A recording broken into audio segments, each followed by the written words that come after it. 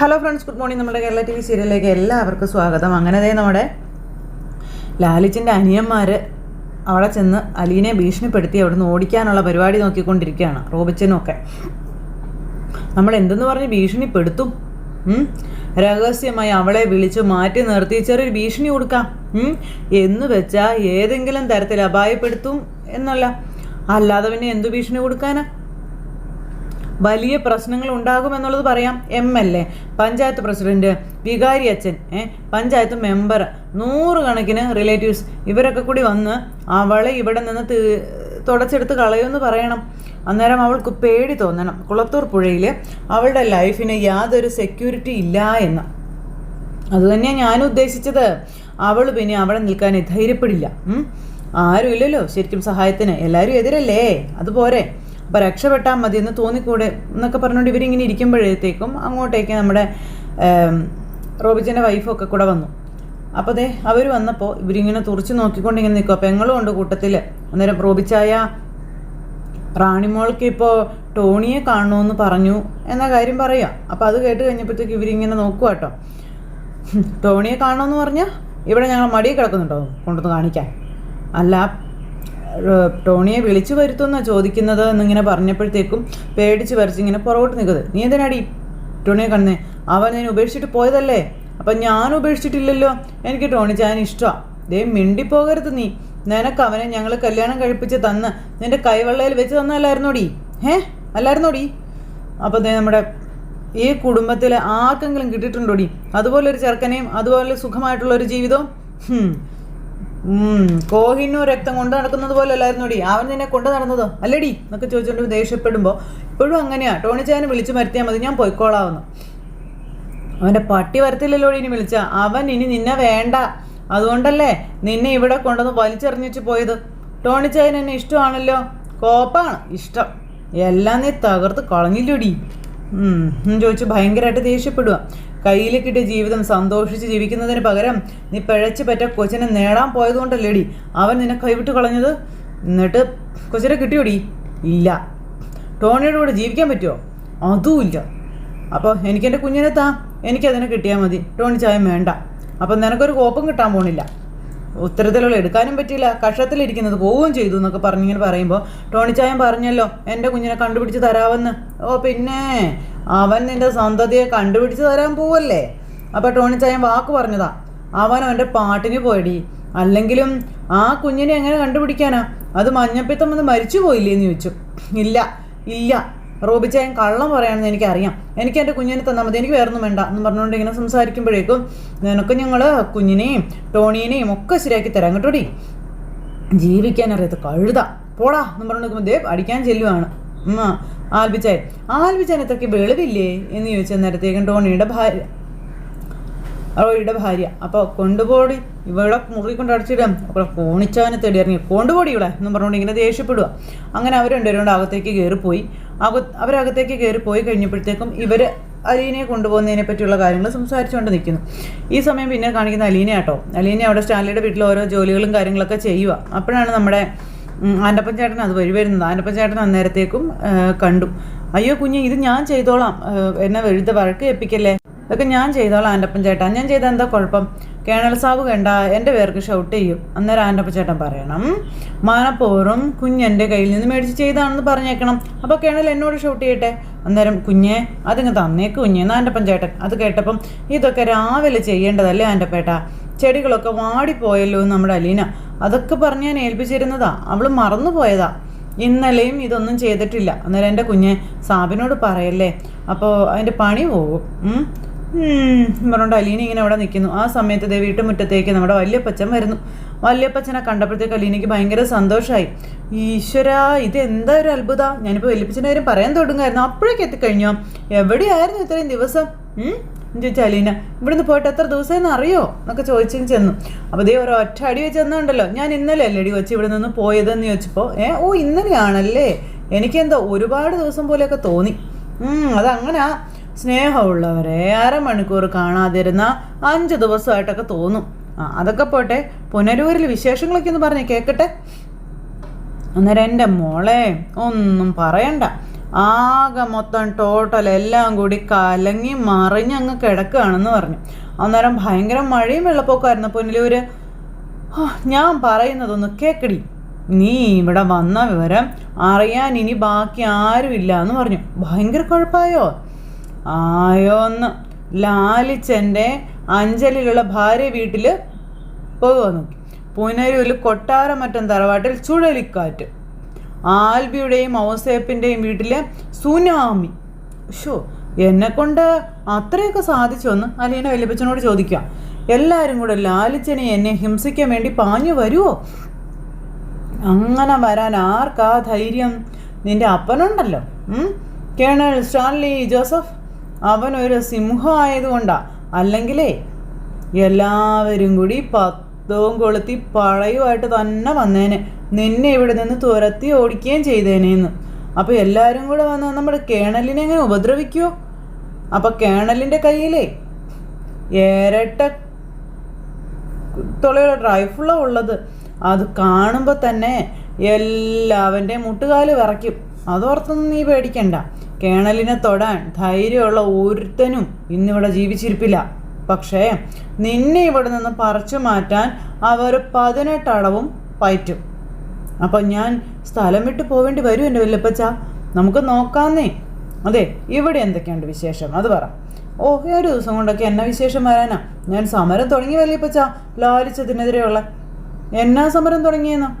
ഉപവാസം. അപ്പം ലാലിച്ചനെ നേരെയാക്കാൻ ഉപവാസം. കൊള്ളാം കൊള്ളാം കൊള്ളാം കൊള്ളാം. നീ പട്ടിണി കിടന്നാൽ ചത്തുപോകും മോളെ. എനിക്കും അങ്ങനെ ഒരു സംശയമൊക്കെ ഉണ്ട്. അതുകൊണ്ട് ഞാൻ ഒന്നിടവിട്ട ദിവസങ്ങളില്ല ഉപവാസം. ഇന്ന് ഉപവാസമാണെങ്കിൽ നാളെ ഞാൻ മൂക്കുമുട്ട തിന്നും, എന്നിട്ട് മറ്റന്നാൾ ഉപവസിക്കും. അപ്പോൾ തോക്ക് പിടിച്ച് ശത്രുവിൻ്റെ നേർക്കേ യുദ്ധം ചെയ്ത പട്ടാളക്കാരനോടാണോ കുഞ്ഞേ നിന്റെ നിരാഹാര സമരം? അവൻ ഇതൊക്കെ വെറും പുല്ലല്ലേ, പുല്ല്. അപ്പോൾ വല്യപ്പച്ച, എൻ്റെ കയ്യിൽ തോക്കില്ല, കഠാരയും ഇല്ല. കേണലിനെ പേടിപ്പിക്കാൻ ഒരു പേന കത്തി പോലും ഇല്ല. ഞാൻ നോക്കിയിട്ടോ ഒരൊറ്റ വഴിയേ കണ്ടുള്ളൂ, ഉപവാസം. അപ്പം ലാലിച്ചൻ അറിയാവോ നീ സമരം ചെയ്യുകയാണെന്നുള്ളത്? അപ്പം ഞാൻ പറഞ്ഞല്ലോ. അപ്പോൾ വേണ്ടായിരുന്നു മോളെ, അത് വേണ്ടായിരുന്നു. വല്യപ്പച്ചൻ എനിക്ക് വാക്ക് തന്നിട്ടുണ്ട് എൻ്റെ കൂടെ നിൽക്കത്തുള്ളെന്ന്. എന്താ? അതൊക്കെ നീ പറഞ്ഞത് ശരിയാ. എന്നാലും ഇത് കുറച്ച് കടുപ്പമല്ലേ എന്ന് ചോദിച്ചു. ഒന്നരാടം ദിവസം പട്ടിണി കിടക്കാന്നൊക്കെ പറഞ്ഞാൽ അത് വിശക്കത്തില്ലേ മോളെ? അപ്പം ഞാൻ എന്തോരം വിശപ്പ് സഹിച്ചിരിക്കുന്നു അവിടെ സ്നേഹനികേതനത്തിൽ വെച്ച്. അത് കേട്ടപ്പോൾ വല്യപ്പച്ചന് സങ്കടമായി. അദ്ദേഹം ഇങ്ങനെ ഒന്നും മിണ്ടാതെ ഇങ്ങനെ നിൽക്കുക. അപ്പോൾ ദേ നോക്ക്, വല്യപ്പച്ചൻ വാക്ക് തെറ്റിക്കോ? ഇല്ല മോളെ, ഞാൻ നിൻ്റെ കൂടെ തന്നെയാ. സമരം നമ്മൾ ജയിക്കും വല്യപ്പച്ച. ലാലിച്ചൻ കോംപ്രമൈസിന് വരും, അത് ഉറപ്പാ. എനിക്ക് അങ്ങനെ തോന്നുന്നില്ല. എന്നാലും പട്ടിണി കിടക്കാത്ത എന്തെങ്കിലും സമരമായിരുന്നു നല്ലത്. അപ്പോൾ ഇത് കുഴപ്പമില്ല വല്യപ്പച്ച. എന്തായാലും ഞാൻ ലാലിച്ചനൊന്ന് കാണട്ടെ. ഓക്കെ എന്ന് പറഞ്ഞു നമ്മുടെ വല്യപ്പച്ചനകത്തേക്ക് കയറി പോന്നു. അദ്ദേഹം അന്നേരം അവിടെ നിന്ന് ഫോണിൽ സംസാരിക്കുക. അപ്പോഴാണ് അപ്പച്ചൻ അങ്ങോട്ട് ചെല്ലുന്നത്. എടാ ലാലിച്ചാ, അപ്പച്ചനിങ്ങ് പോന്നോ? ഞാനിങ്ങ് പോന്നേടാ. ഞാൻ മധ്യസ്ഥം പറയാനില്ലെങ്കിൽ നിങ്ങൾ അപ്പനും മോളും കൂടി തമ്മിൽ തല്ലും, ശരിയല്ലേ എന്ന് വല്യപ്പച്ചൻ സ്റ്റാലിയോട് ചോദിക്കാം. ഞാൻ ഇവിടുന്ന് പോയതിന് ശേഷം നിങ്ങളെ രണ്ടുപേരും സ്നേഹത്തിന് എന്തെങ്കിലും സംസാരിച്ചോ? ഇല്ലാന്ന് പറഞ്ഞു സ്റ്റാലി അന്നേരം. ഇല്ലെന്നേ എനിക്കറിയാം. നീ ആരാ മോൻ, അവൾ ആരാ മോള്? അപ്പം കട്ടയ്ക്ക് നിൽക്കും രണ്ടുപേരും. അപ്പച്ചൻ അറിഞ്ഞോ? അലീന എന്നോട് സമരം ചെയ്യാം, നിരാഹാര സമരം. അതിന് ഉപവാസം എന്നുള്ളൊരു ഓമന പേരും. ഗാന്ധിജി പോലും ഉപവസിക്കാൻ പറഞ്ഞിട്ടുണ്ടത്രേ. അത് കേട്ടപ്പോൾ അദ്ദേഹം അല്ലേടാ ഇത് കണ്ടുപിടിച്ചത്. സത്യാഗ്രഹവും നിരാഹാരവും എല്ലാം അല്ലേ? അപ്പോൾ സ്റ്റാൻലിയെ മര്യാദ പഠിപ്പിക്കാമെന്ന അവളുടെ ആ ഒരു വിചാരം. അപ്പോൾ സ്റ്റാൻലിയുടെ സുപ്പീരിയേഴ്സ് നോക്കിയിട്ട് സ്റ്റാൻലിയെ മര്യാദ പഠിപ്പിക്കാൻ കഴിഞ്ഞിട്ടില്ല. പിന്നെയാണോ അലീന? നീ മര്യാദ പഠിക്കത്തില്ലെന്ന് എനിക്ക് പണ്ടേ അറിയാം. പക്ഷെ ഇന്നലെ വന്ന ചിന്നമ്മയ്ക്ക് അറിയത്തില്ലല്ലോ, അറിയാവോ? ഇവിടുത്തെ രീതികൾ സ്റ്റാൻലി ജോസഫ് തീരുമാനിക്കും, അല്ലാണ്ട് അലീനയല്ല. അപ്പച്ചൻ വന്നതെന്തായാലും നന്നായി.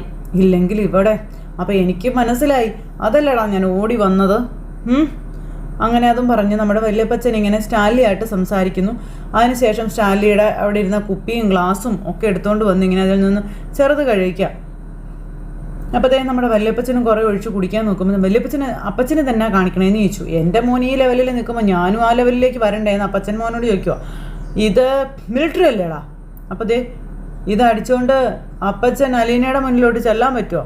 നീ ഒഴിയടാവേ, നീ എന്നാ വിചാരിച്ചേ? എനിക്ക് ചിന്നമ്മയെ പേടിയാണെന്നും.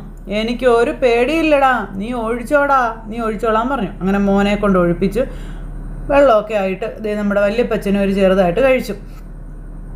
പിന്നെ അലീനയുടെ കാര്യങ്ങൾ, അലീന എടുത്ത തീരുമാനങ്ങൾ, അലീനയുടെ വാശി, അതൊന്നും ഇവിടെ നടക്കില്ല എന്ന് അപ്പച്ചനോട് മകൻ പറയാം. സന്ധ്യ സംഭാഷണം നടത്താൻ നീ പാകിസ്ഥാൻ പട്ടാള മേധാവിയോ ഞാൻ ഇന്ത്യൻ പ്രധാനമന്ത്രിയോ ഒന്നുമല്ലല്ലോ. നിന്നോട് ഞാൻ ഇതുവരെ യുദ്ധം പ്രഖ്യാപിച്ചിട്ടും ഇല്ലല്ലോ. അപ്പോൾ എനിക്കെതിരെ അലീന ഇവിടെ പ്രഖ്യാപിച്ചിരിക്കുകയാണല്ലോ യുദ്ധം. അതാണ് ഞാൻ ഉദ്ദേശിച്ചത് എന്നൊക്കെ പറഞ്ഞുകൊണ്ട് ഇങ്ങനെ സ്റ്റാൻലി, ഞാൻ അവൾക്ക് വേണ്ടി വക്കാലത്ത് പറയാൻ വന്നതാണെന്ന് നീ വിചാരിച്ചോ? എൻ്റെ പട്ടി വരും. ഈ ഒരു കാര്യത്തിൽ ഞാൻ നിൻ്റെ കൂടെയാ ലാലിച്ച എന്ന് വല്യപ്പച്ചൻ. നിന്നോട് സമരം ചെയ്യുക എന്ന് വെച്ചാൽ അത് എന്നോട് സമരം ചെയ്യുന്നത് പോലെയല്ലേ എന്ന് അപ്പച്ചൻ ചോദിക്കാം. അപ്പച്ചൻ അത് അവളോട് പറഞ്ഞു മനസ്സിലാക്കി കൊടുക്കാൻ പറഞ്ഞു. പക്ഷേ അവൾ ഭയങ്കര വാശിക്കാരിയാണ്. നിൻ്റെ അല്ലേ സന്തതി എന്ന് പറഞ്ഞ് വല്യപ്പച്ചൻ നിൽക്കുക.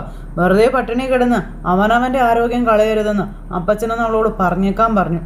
ആരോഗ്യം കുറച്ച് പൊയ്ക്കോട്ടെ, അന്നേരം അഹങ്കാരത്തിനും കുറവ് വരുമെന്ന് വല്യപ്പച്ചൻ. ഈ എനർജി കൂടുമ്പോഴാ അനുസരണക്കേടും കൂടുന്നത്. അത് പറഞ്ഞാൽ കേൾക്കുന്നില്ലെങ്കിൽ ഒറ്റ വഴിയേ ഉള്ളൂ എൻ്റെ ലാലിച്ച. എന്തു വഴി? എവിടെ നിന്നാണോ അവളെ വിളിച്ചു വരുത്തിയത് അവിടെ തന്നെ തിരിച്ചു കൊണ്ടുവന്ന് വിട്ടേക്കുക, അത്രേ ഉള്ളൂ എന്ന് നമ്മുടെ വല്യപ്പച്ചൻ. അത് കേട്ടപ്പോൾ സ്റ്റാൻലി ഇങ്ങനെ നോക്കുക കേട്ടോ, അന്തം വിട്ട്. എപ്പോൾ വേണ്ടെന്ന് തോന്നിയാലും പിരിച്ചു വിട്ടേക്കാനല്ലേ ആ പാലക്കാരൻ മേനോൻ പറഞ്ഞേച്ച് പോയതെന്ന് ചോദിച്ചപ്പോൾ സ്റ്റാൻലി ഇങ്ങനെ നോക്കുവാണ് അന്തം വിട്ട് വല്യപ്പച്ചന്.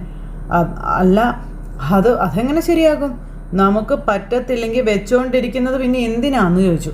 അവളുടെ അമ്മയുടെ വീട്ടിൽ അവൾ പോട്ടെ, അവർ നോക്കട്ടെ, അവർക്കല്ലേ നമ്മളെക്കാളും ഉത്തരവാദിത്വം ഒന്നും വല്യപ്പച്ചൻ ഇങ്ങനെ ചോദിക്കുക കേട്ടോ. അത് കേട്ട് കഴിഞ്ഞപ്പോൾ സ്റ്റാൻലി ഇങ്ങനെ വന്തം വിട്ട് അപ്പച്ചനെ നോക്കണം.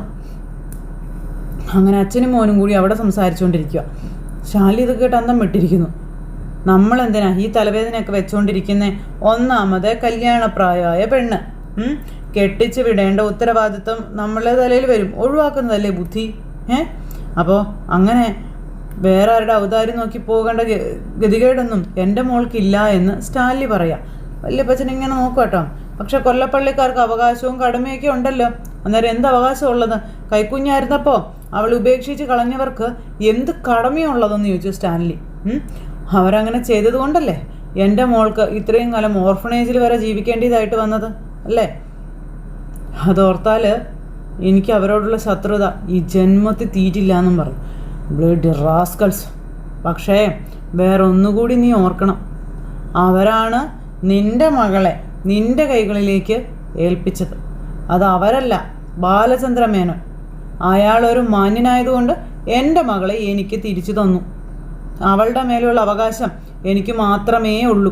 അത് തെളിയിക്കാനേ എനിക്ക് പറ്റൂ. എന്ന് വെച്ചാൽ അവൾ എന്ത് തോന്നിവാസം കാണിച്ചാലും നമ്മളത് സഹിക്കണമല്ലോ ആരിച്ച. ഇപ്പം സംരക്ഷിക്കാനുള്ള അവകാശം നിനക്കുണ്ടെങ്കിൽ ശാസിക്കാനും ശിക്ഷിക്കാനുമുള്ള അവകാശവും നിനക്ക് തന്നെ. അപ്പോൾ അതപ്പച്ചൻ പറഞ്ഞത് ശരിയാ. എന്നാ നീ അവളോട് ധൈര്യമായിട്ട് പറ, you stop your bloody gloves up. ശരിയാണോ ഞാൻ പറഞ്ഞേ? പക്ഷേ നമ്മൾ കൂടുതൽ നിയന്ത്രിക്കാനായിട്ട് ശ്രമിച്ചാൽ അലീനയ്ക്ക് ഇവിടുത്തെ ജീവിതം പെട്ടെന്ന് മടുത്തു പോകും.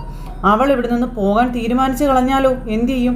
അവൾക്ക് എന്നോട് വലിയ ആത്മബന്ധവും കാര്യങ്ങളൊന്നും ഇല്ലല്ലോ.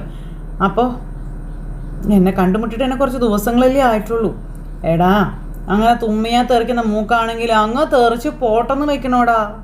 നിനക്കും അവളോട് അത്ര വലിയ ആത്മാർത്ഥതയും കാര്യങ്ങളൊന്നും ഇല്ലല്ലോ. ഉണ്ടോ?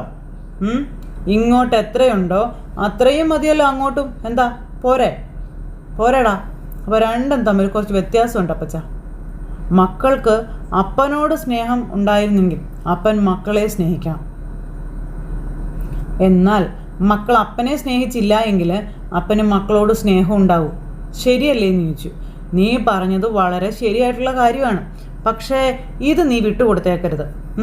പെമ്പിള്ളേർക്ക് ഇത്രയും പിടിവാശി കൊള്ളത്തില്ല ലാലിച്ച. ഇന്നലെ ഇവിടെ നിന്ന് പോയ അപ്പച്ചൻ വാസ്തവത്തിൽ എന്നെ കാണാനാണോ ഇങ്ങോട്ട് എഴുന്നള്ളിയത്? ആണോ? എനിക്കൊരു സംശയം.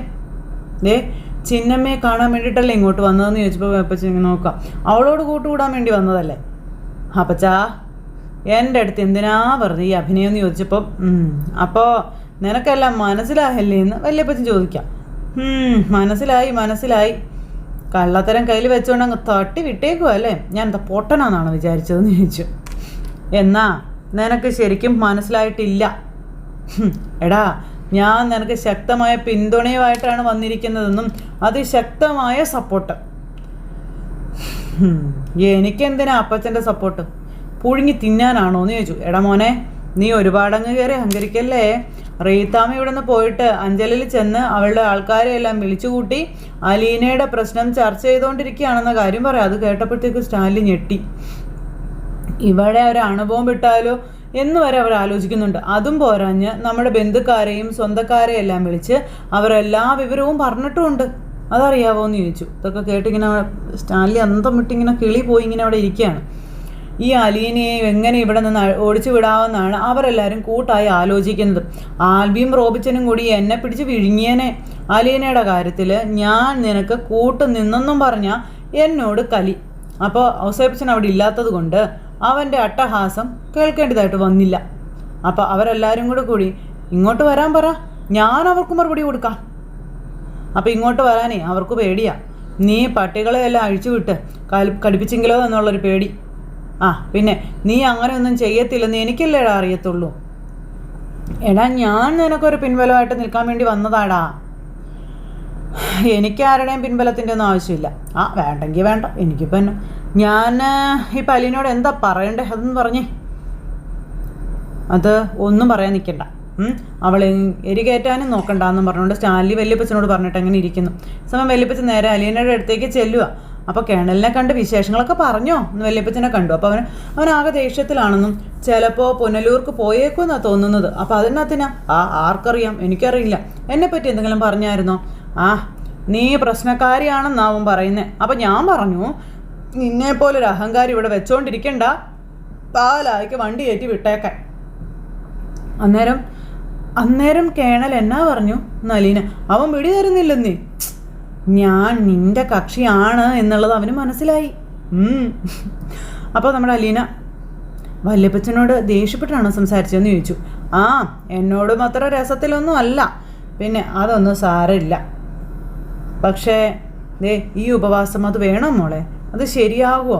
സ്വന്തം തടി കേടാകുന്ന കാര്യമല്ലേ ഇതെന്ന് ചോദിച്ചപ്പം എൻ്റെ തടി കേടായാലും വേണ്ടില്ല, ഒരാളുടെ മനസ്സിൻ്റെ കേട് തീർക്കാൻ വേണ്ടിയിട്ടല്ലേ. ഇതൊന്നും ലാലിച്ചൻ കേൾക്കണ്ട കേട്ടോ. അപ്പോൾ ഒരു കാര്യം എന്തായാലും എനിക്ക് തീർച്ചയായും, ഈ സ്റ്റാൻലി പപ്പയും ഭാര്യയും മക്കളും കുടുംബക്കാരുമായിട്ട് എന്തൊക്കെയോ പ്രശ്നങ്ങളുണ്ട് എന്ന്. വല്യപ്പച്ചൻ അതൊന്നും എന്നോട് പറയുന്നില്ലല്ലോ. എൻ്റെ പൊന്നു മോളെ, എനിക്കൊന്നും അറിയാൻ മേലെന്നേ, സത്യമാന്നേ. അപ്പം കേണലിൻ്റെ വൈഫ് എന്തുകൊണ്ടാണ് ഇവിടേക്ക് വരാത്തത്? ഒരു പ്രാവശ്യം പോലും ഇങ്ങോട്ടേക്ക് വന്നിട്ടില്ലല്ലോ. അഞ്ചൽ എന്നുള്ളൊരു സ്ഥലത്തിന് കുറച്ച് ദൂരമല്ലേ ഉള്ളൂ ഇവിടുന്ന് അങ്ങോട്ട്. പിന്നെന്താ ഇങ്ങോട്ട് വരാത്തേ എന്ന് പറഞ്ഞുകൊണ്ട് ഇവർ തമ്മിൽ സംസാരിച്ചുകൊണ്ട് നിൽക്കുന്ന ഒരു സിറ്റുവേഷൻ കാണിച്ച് അത് കഥ അവസാനിച്ചു. അപ്പോൾ എല്ലാവരും കാത്തിരുന്ന് കാണണോട്ടെ. എല്ലാവർക്കും ടാറ്റാ.